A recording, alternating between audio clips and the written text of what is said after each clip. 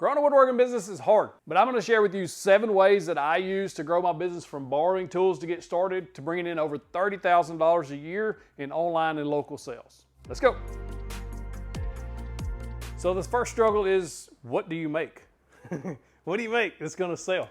Well, I got a playlist on 5 projects that sold very well for me. We did really well with those. I'll drop that in the description below. They've just continually done well for my people I've heard of that have used that to sell in their area as well. They're very easy, it's beginner level woodworking projects, and they just sell well. Stove covers by far was one of my main sellers. I was able to scale that up because I got good at making them, because when you start making things over and over and over, you figure out how to do it faster and faster and faster so you can make more and more and more. And when you find an item like that that's selling so well, you can make different variations of that, colors, stains, that gives more options for your customers to buy. You can use any of those 5 projects that you see and start selling those in your local area and figure out which one works best for you.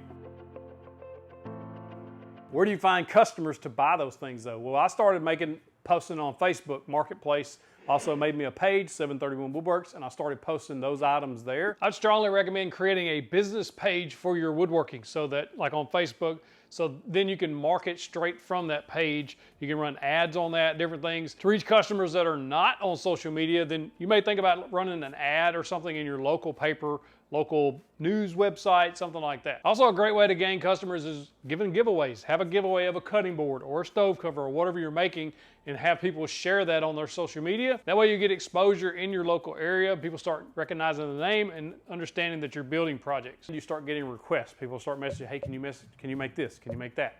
That's where you start picking up a little steam in your local area. And the most important thing on selling items online or on Facebook or anywhere else is product photography. Make sure you take excellent pictures. If you don't know how to do that, all you have to do is search on YouTube how to take product photography, and there's tons and tons of videos that teach you how to do that. That will put you ahead of your competition by 10-fold. I would strongly recommend setting up some type of online presence to sell your items from, whether that be your website and or an Etsy store. One thing I did was set up an Etsy store early on, and I started putting my projects there that I could ship. I have a video on shipping and Etsy. You can check those out. Over time, Etsy grows. It takes time to grow an Etsy store as well, because you have to have that traffic. Etsy has to know you're there, know you're active. There's a whole video on Etsy that you should go watch. But I was able to bring in about $20,000 in a year's time from Etsy, just selling stove covers. That's all I was selling.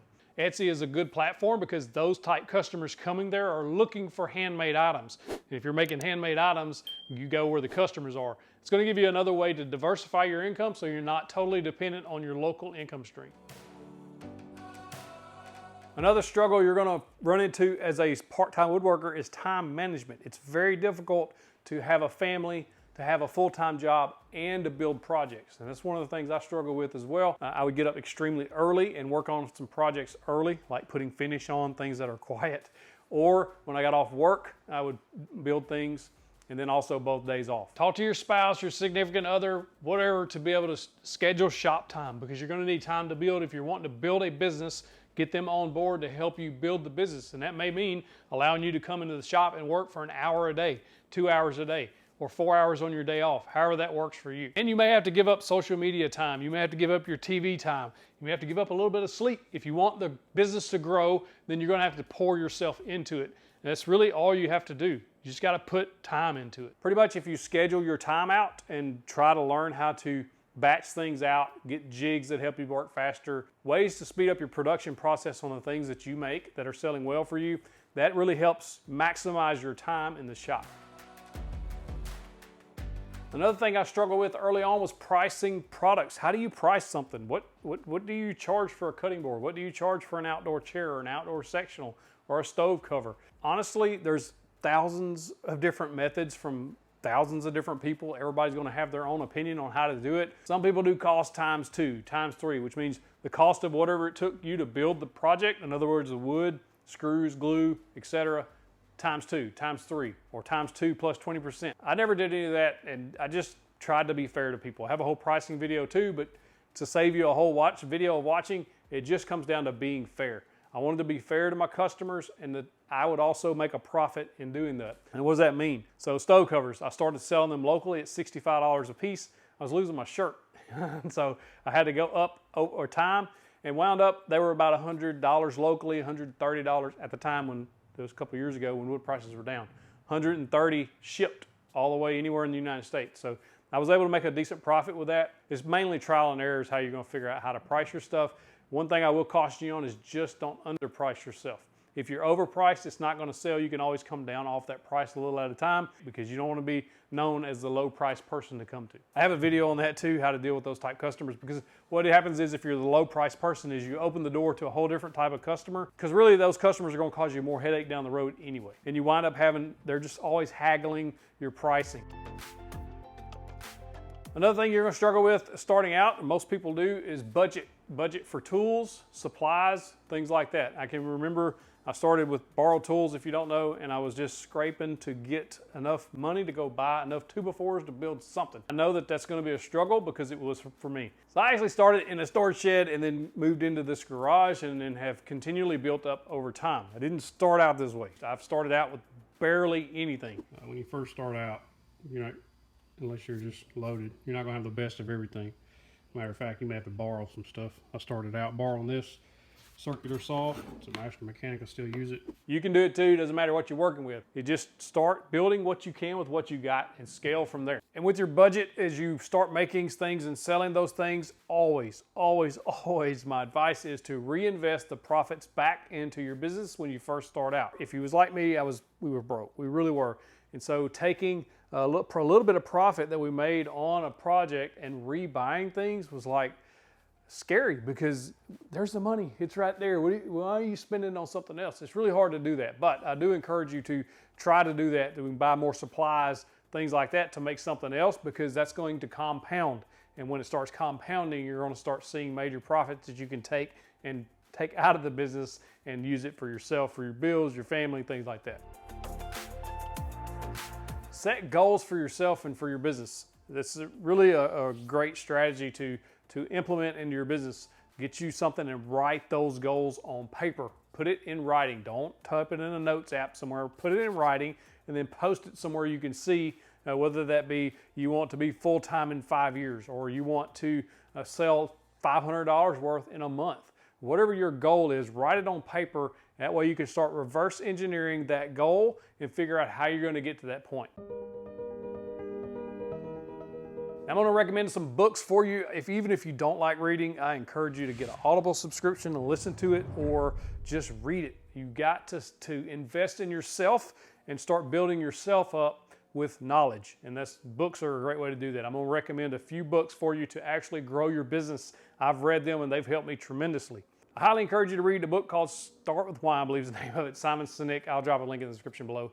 Basically, the premise is to find your reason why. Once you have a reason, once you have a mission, you'll be mission oriented and you'll have a goal in mind or a reason for doing what you're doing.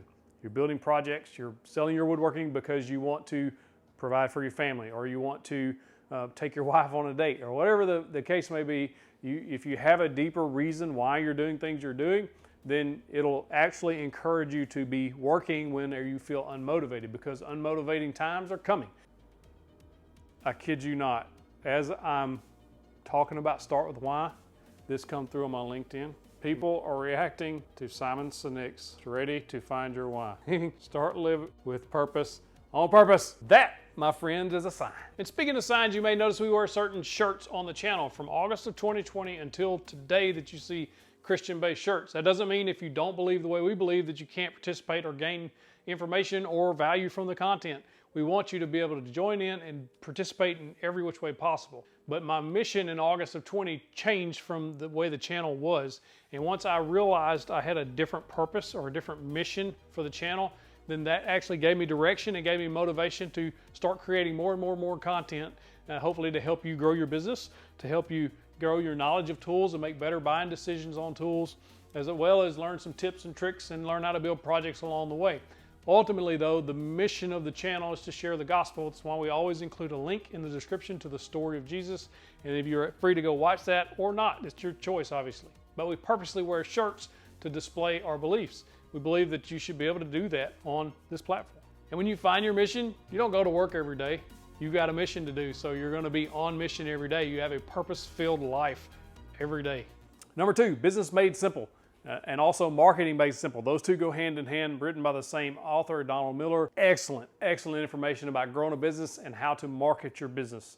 I'm telling you, it's game changing if you read it. And then last but not least, one I would actually encourage you to read first is Dream Big by Bob Goff. One of the best books I've ever read. I've actually read it twice. As a matter of fact, other than the Bible, it's the only book I've ever read more than once. And I haven't even completed the Bible through and through twice, only once. But the main thing is to keep pushing forward, because if you don't, then you'll actually fail. You'll wind up failing at the business or getting frustrated and quitting woodworking. Woodworking is such an amazing craft. It's just so rewarding because you get to see people's faces when you give them something you made or when they buy something you made. Man, it's just awesome. I hope this video was beneficial to you. I've got 5 woodworking projects that sell. Go watch that video. It's an older video. I don't have a beard. I'm kind of awkward on camera, but a lot of people have gotten a lot of benefit from that video. Also, my Etsy videos helped several people. You can check that out right there as well. And I just want to encourage you with a big old virtual fist bump.